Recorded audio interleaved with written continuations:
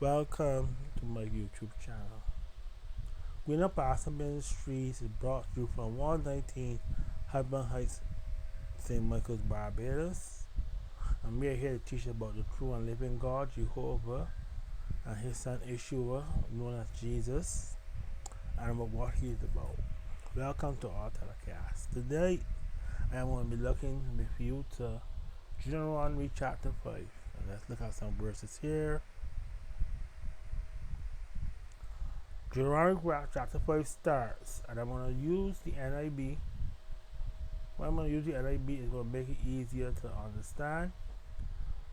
Moses summoned all Israel and said, Hear, O Israel, and declare, and the law I declare in your hearing today. Learn them and be sure to follow them. The Lord our God made a covenant with us at Haran, with us and with all of us who are alive here today. The Lord spoke to you face to face out of the fire on the mountain. At that time I stood between the Lord and you to declare to you the words of the Lord, because you were afraid of the fire and did not go up to the mountain. And he said, I am the Lord thy God that brought you out of the land of Egypt. Now, let me speak to you pertaining to this manner.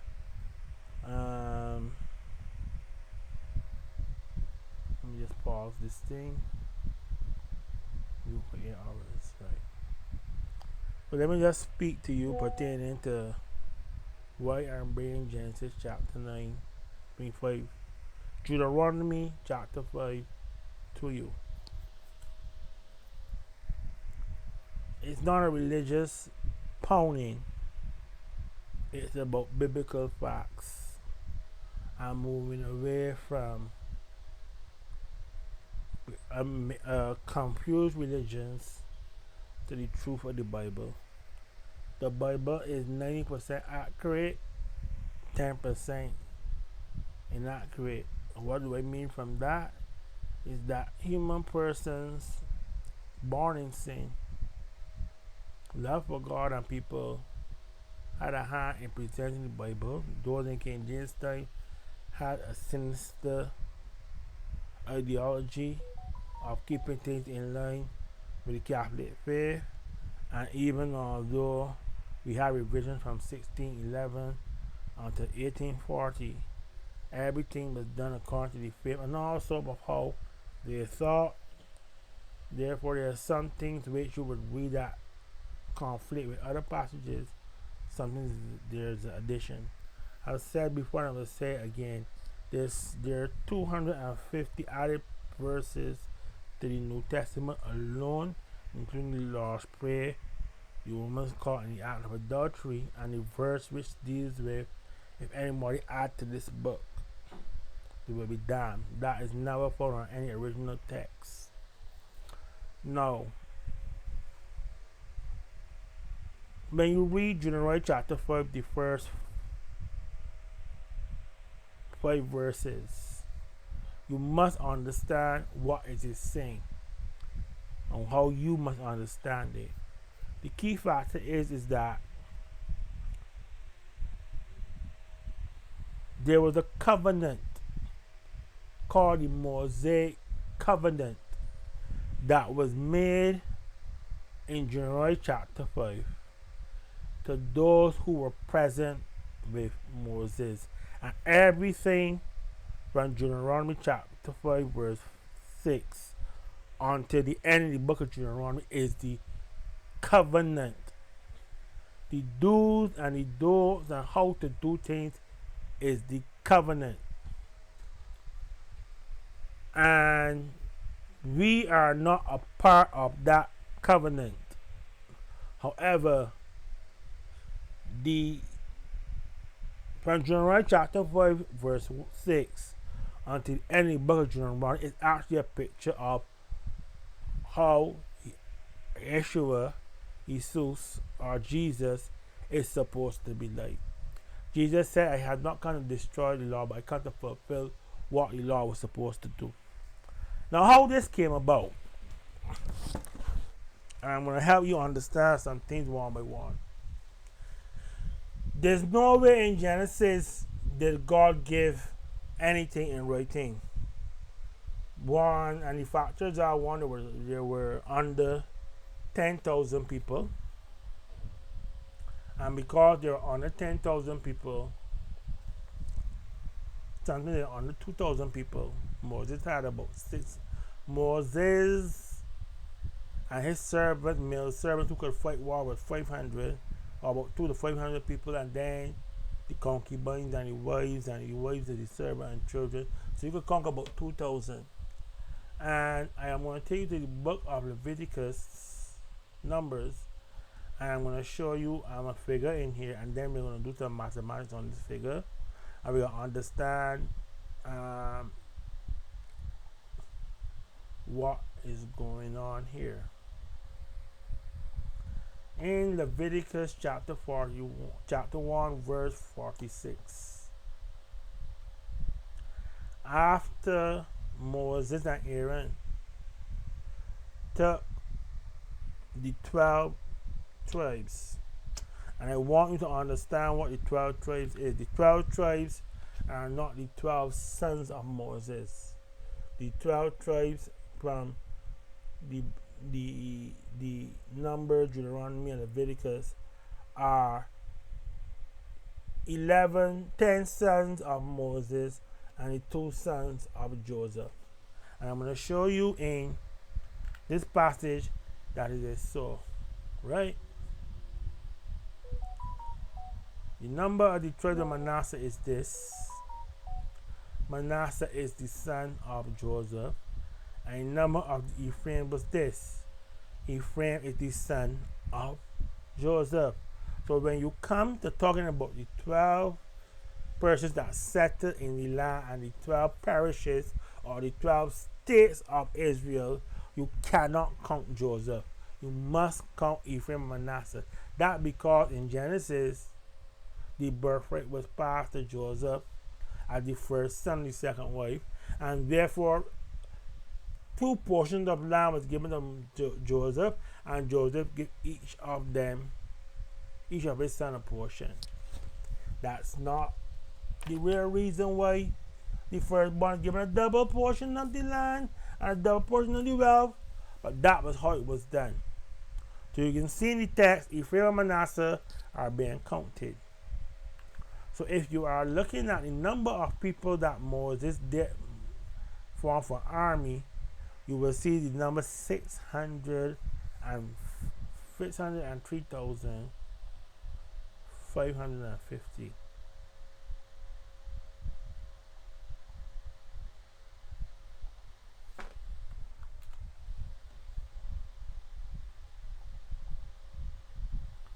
Okay, I have some issues here.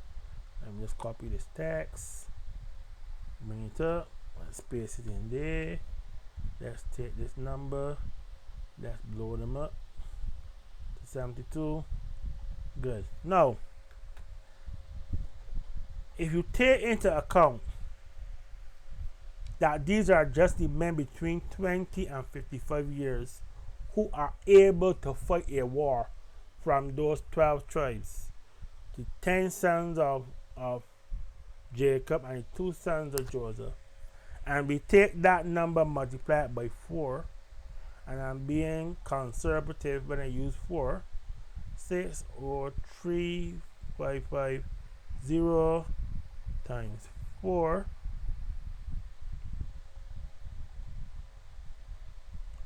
I'm trying to find a copy here. So they're all copy. You get 2,414,200 persons, and I'm being conservative because I took this number and I multiplied by 4.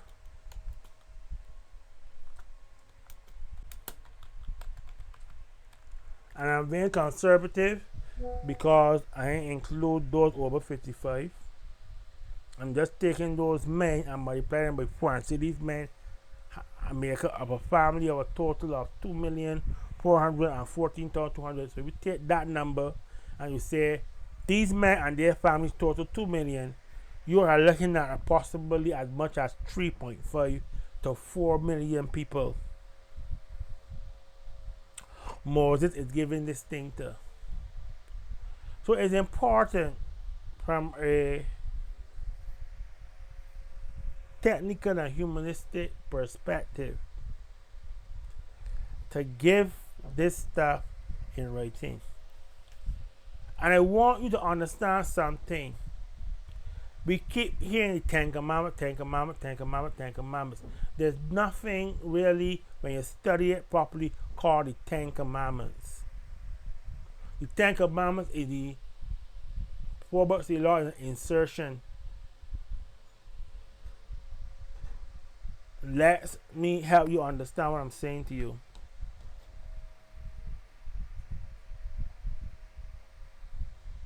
Deuteronomy 5.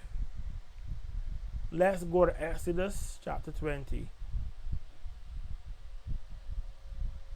God starts to speak here.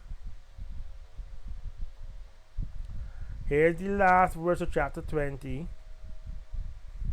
He ain't stop speaking. He ain't stop speaking there, you know. God continues to speak here.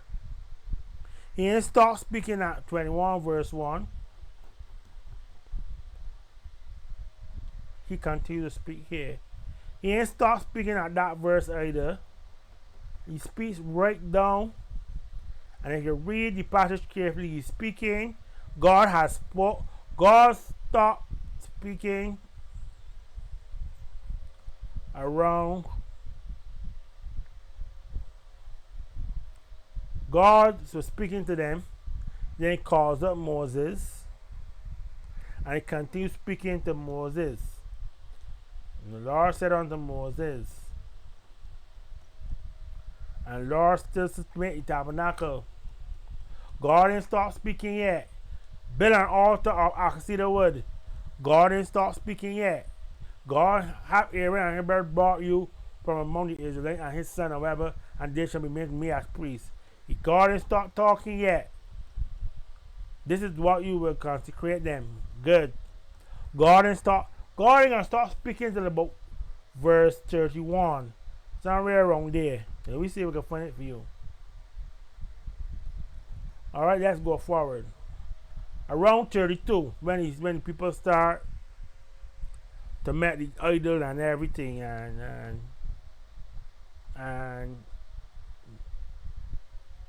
right? And when the Lord says to me and the Levites run in and then the Lord says, leave this place and you and your people and you walk it out and go into the promise.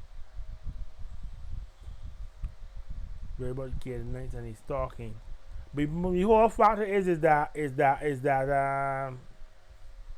when you get 33, start talking and Moses go and discipline the people for making the golden calf. And then he tell him, chisel out. And I will write on them the words that were on the first tablet which you broke. I want you to look at this verse. It's verse chapter 34, verse 1. I want to go through it with you. I want to bring the King James. Ha, you, the 2 tablets of stone, like on the first, and then will write upon the table the words which were in the first tablet, which you break up. So, I'm saying to you is that on the tablets, and I've said it in one of my videos. This is a tablet. Tablet was much longer than that, but anyway, if you really look at the dimensions of the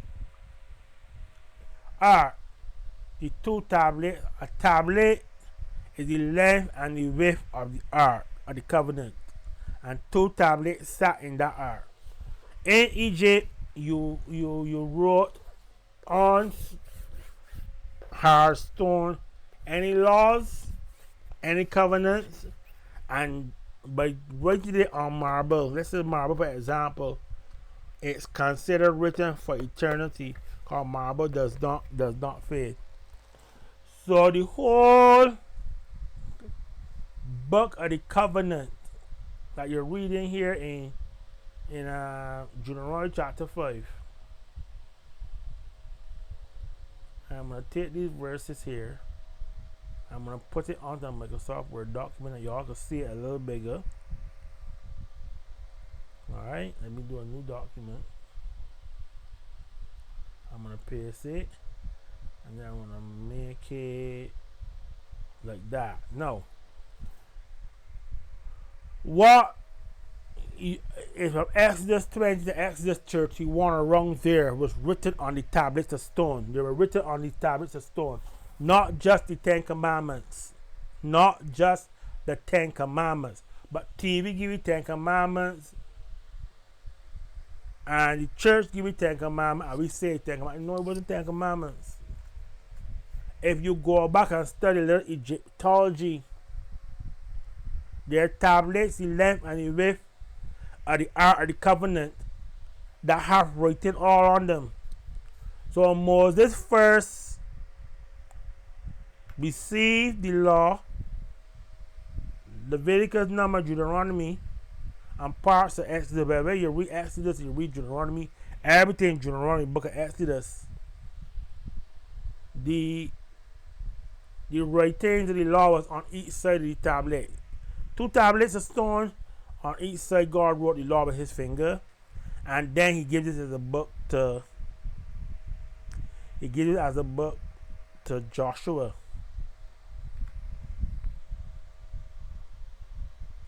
He wrote it on papyrus, and then Moses gave it to him. I'm going to find it for you. Here's the verse.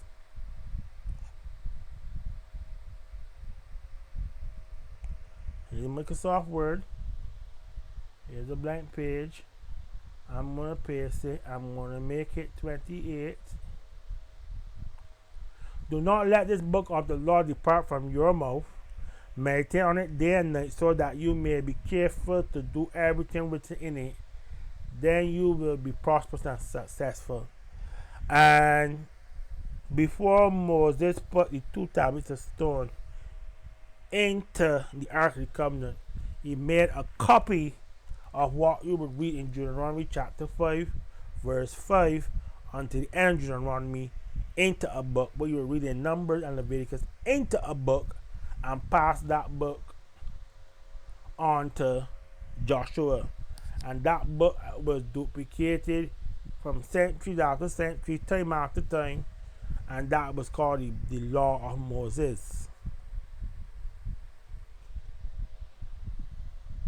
The Law of Moses and the writings of the prophet were the image of Christ, God in the form of Christ. What God wants man to be. It does not mean that you are to keep the law because he didn't make a covenant with you. And the things of the law were specifically to a people. And I sometimes say to people, we don't like to use what we call common sense with the Bible, you know. We want to hear haka tongues. And we want divine inspiration to tell me something simple. Even though God knew. Okay, let me see if I can put it to you. God knew that man was a sin, and he made salvation. God knew that Japheth and his generation going to build Tower of Babel. He had a plan to do with the languages. God knew he was going to raise up Abraham, and he things Abraham going to do before Abraham would do them. God knew that James, the homosexual, James the first of England, is going to have a Bible done according to how his mother wanted it, Mary Queen of Scots, to point you back towards Catholicism. God already knew. But God preserved enough in it for you to understand who he is. You do not need to know the whole book for God to reveal himself to you. The object of the Bible, though it has been tampered with a bit, is to reveal the creator of the heaven and the earth to you. Besides, the intent is also to mold you down the road of capitalism. It's supposed to lead you into the relationship with the creator God. And I mean, some contrary. No, I'm not contrary. I knew from the age of 18 it was a tampered book. I am here taking things out of the same book and sharing with you to get you interested in knowing the creator God as yours for yourself. I understand my relationship with God, what happened. I accept what happened. I accept the truth. And a lot of Christians don't want to accept this truth. I understand humans and how humans operate. I reflect on the story of Israel that came out of Egypt and were buried in the desert. And here's the key facts that I learned. They never wanted to leave Egypt, most of them. They wanted the slavery stopped. They wanted to continue in lifestyle they had before the slavery started. Because every single time they talk about going back, they talk about the lifestyle they had before slavery. They never spoke about the lifestyle during slavery. They always talked about the lifestyle before slavery.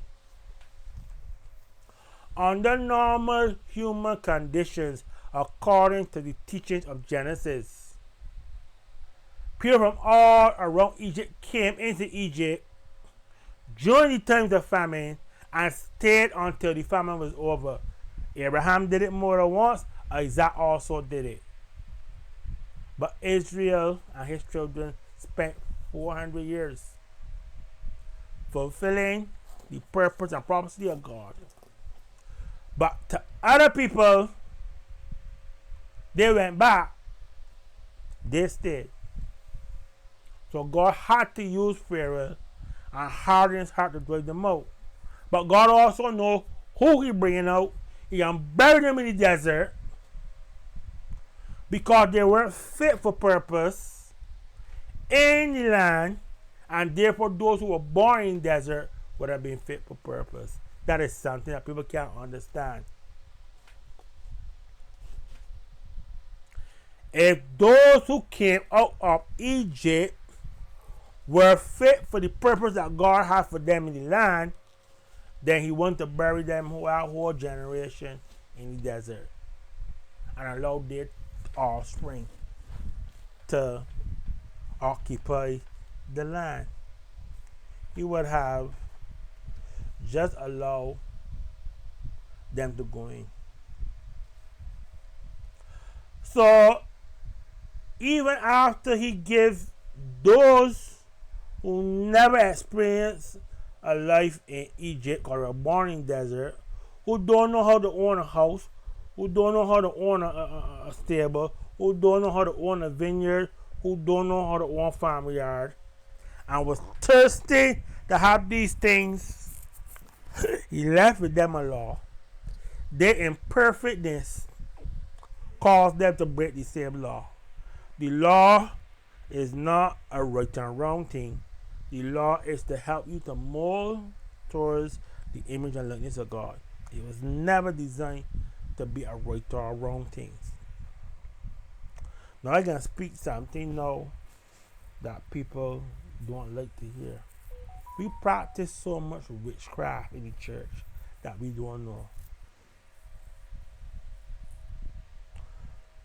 This is how witchcraft works. I get a book, it has 10 spells. I look for a spell for what I want to do. I read, I get everything I need to execute this spell. Then I would follow the instructions to execute the spell. What do we do in church that is similar to executing a spell.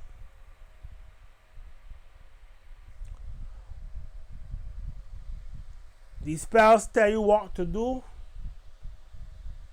what not to do, how much of this, how much of that, how much is next. There are a list of instructions. God don't work with instructions. You can't instruct God to do nothing. Why are you instructing God to do something? Why are you following a prescriptive way of doing a thing? Like witchcraft.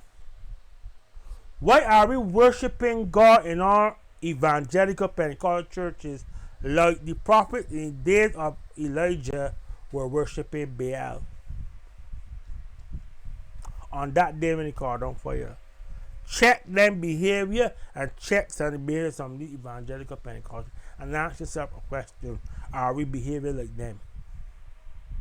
Are we making noises and higher, higher? And are we bowing before a cross and making these behaviors like casting spells and worshiping Baal? But when we using the name of Christ and we got the cross that represent what Christ 55 man, the cross is supposed to be carried. We understand that passage either. What are we really doing? Are we being programmed by the Illuminati through this thing called the gospel? When really and truthfully we should be having a one-on-one relationship with the eternal God, like he did with Abraham, Isaac, and Jacob, and Ezekiel, and Elijah, and Elisha, and David, and Samuel. God wants that kind of relationship with you. A one-on-one, a unique, original relationship. He don't want a church full of people singing the same way, behaving the same way, talking the same way, thinking. He don't want that. Because I am married to a woman, my pastor is married to a man, and the marriage relationship is the same. We don't do the same thing. We don't talk the same way. I do not relate to my wife as her husband relates to her. And my wife should not relate to me as how she relates to her husband. Because we are different people created in God differently. Our life experience and our ages are also different. So we cannot expect to be individuals in the church and worship God the same way. Because the way my relationship with God is not the way how yours is. It's a total different thing. You can't worship God the way I worship God, because my relationship with experience with him over the last 30 plus years may not be yours. You may have experiences with God that I never have. I will never have. And that's an experience with God you may never have. You will never have a Jeremiah experience. You will never have a Virgin Mary experience. You will never have an Elijah experience. Your relationship with God is unique and special. And the Torah is to help you, to guide you in maintaining and keeping a relationship with God. So my Adventist friends who are joining us that get this video, it's not about do's and don'ts. It's about having a relationship with the Creator, like Abraham, Isaac, Jacob, Noah, Moses, Joshua, the judges, and the prophets. That is why he gave us his Holy Spirit.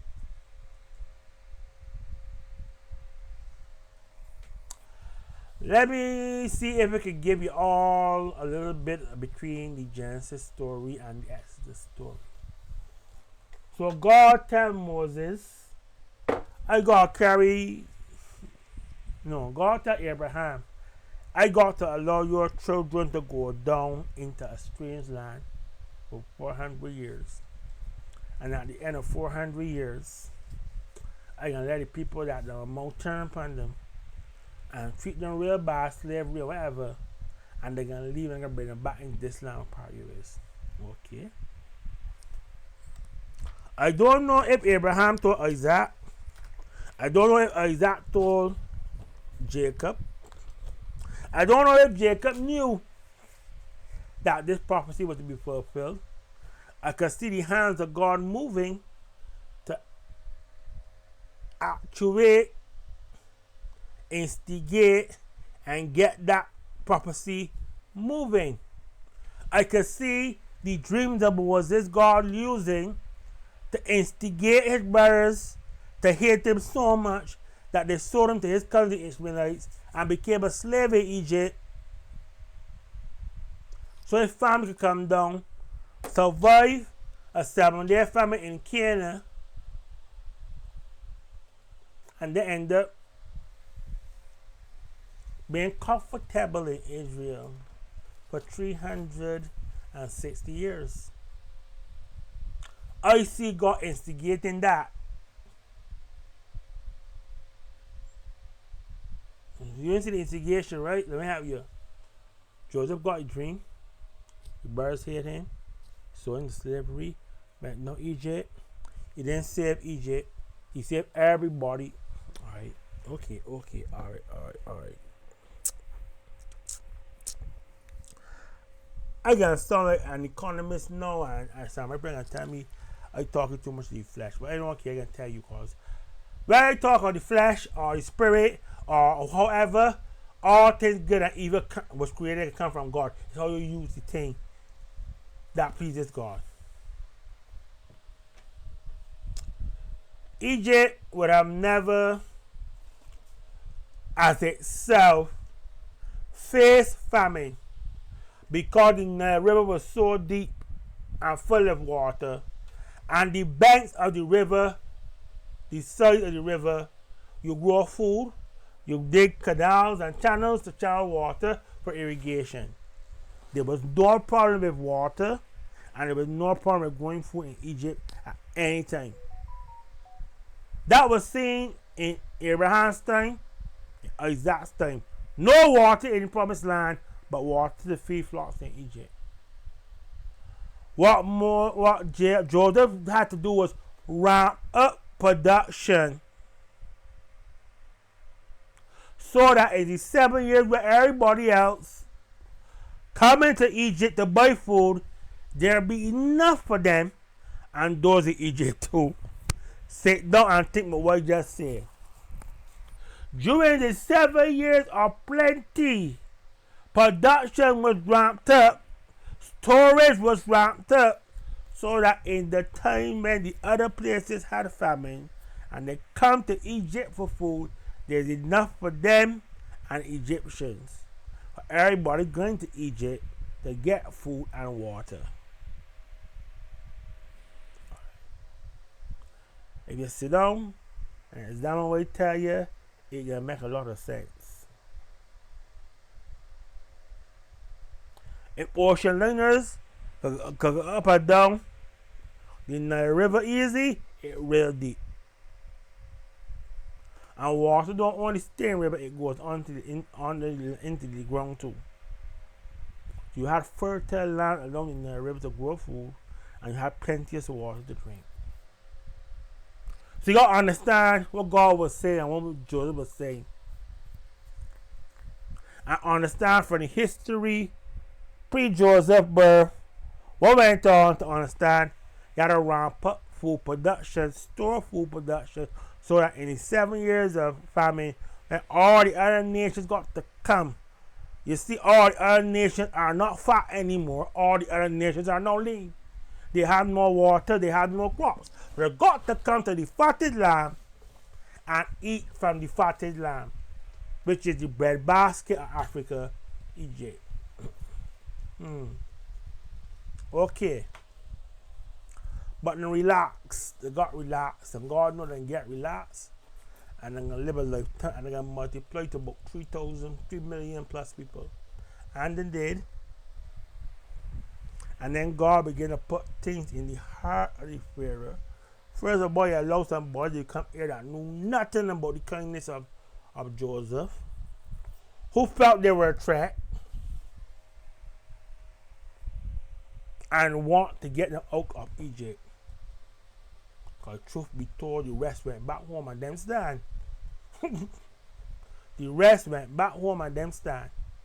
And in case me and them fall out, and them join with other people against me, either we can put them as slave and keep them on subjection, or we can drive them out.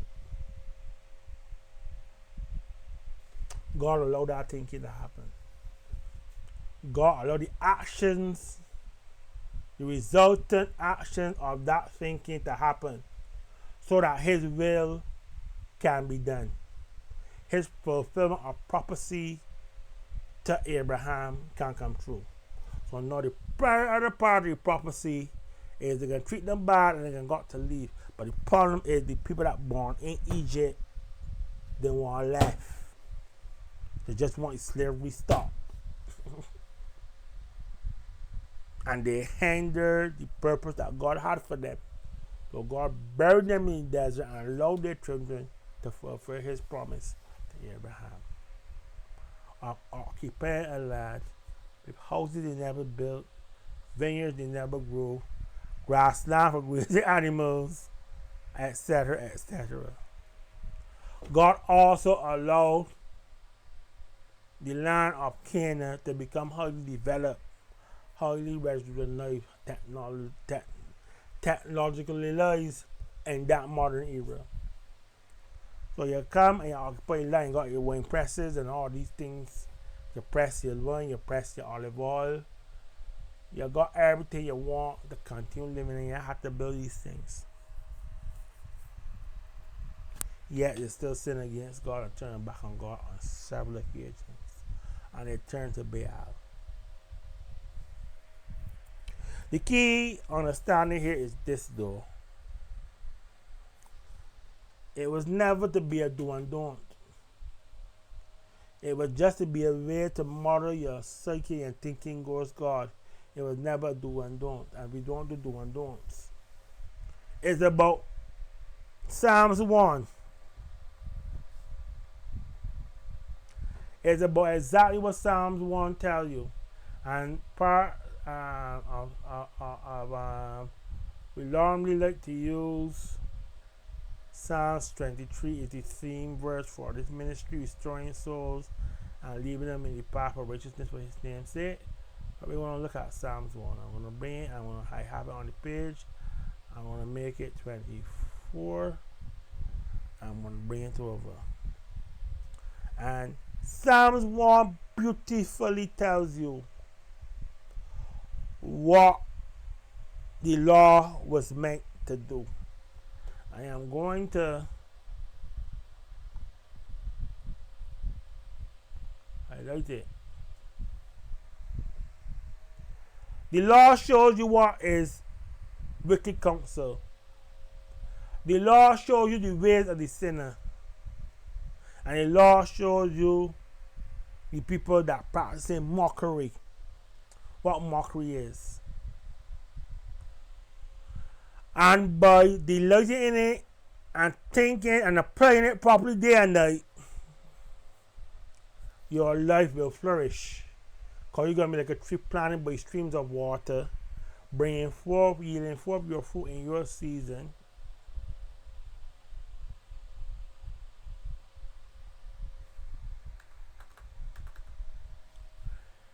Your leaves don't dry up, bitter, and whatsoever you do in this life will prosper.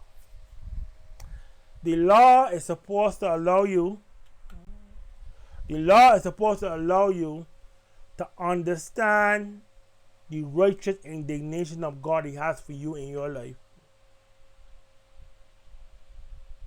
Understand how to properly apply it. Understand the right way of living it. So that you would become like a tree planted by streams of water. Now, mind you, organization must have a structure. Organization must have constitution and bylaws as a way to keep us in check. But the organization is not the end all of it. All the organization is just supposed to be a structure where like-minded people, like-minded people in God will come together and help each other to fulfill Psalms 1. It is never designed to be a club, to be a society where we do things a certain way. It was never designed to be that way. And I know some of you are saying you ain't hear from me for a while. I've been through so much from 26th of December on 26th of January. I put out one video on YouTube. I don't think I shared it with everybody. I normally share it with about 500 people. I've overcome that now and I'm sharing with you.